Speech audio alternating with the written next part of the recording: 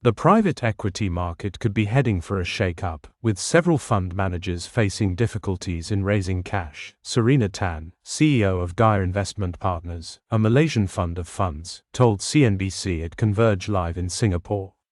The low interest rate environment post-COVID means the deals market was booming, bolstering fund managers' track records, according to Tan. But many of these previously successful private equity players have been struggling to raise funds in the current lackluster market, Tan added. We do see this market actually is a good reset for a lot of the private equity.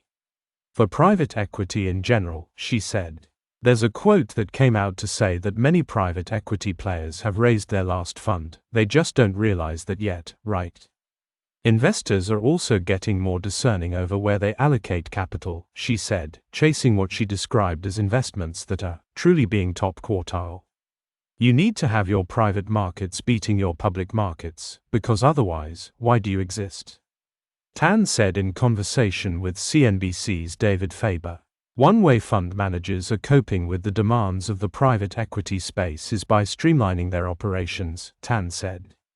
For instance, she said many are now putting in extra focus on having their operational team in place, which involves setting up the right governance structure and hiring the right talent to ensure that the funds are able to grow their revenue and optimize costs right from the start.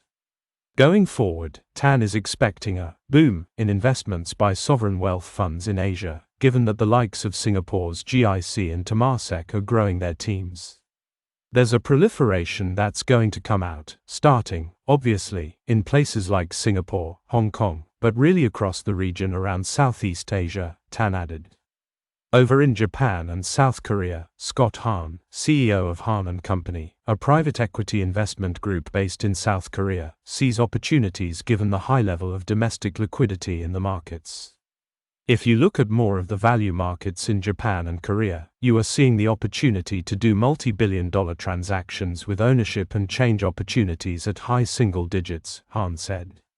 We can do acquisitions where, really, whatever leverage we want at approximately 5%, that's pretty attractive, he added, comparing the market to the US and its higher costs of capital.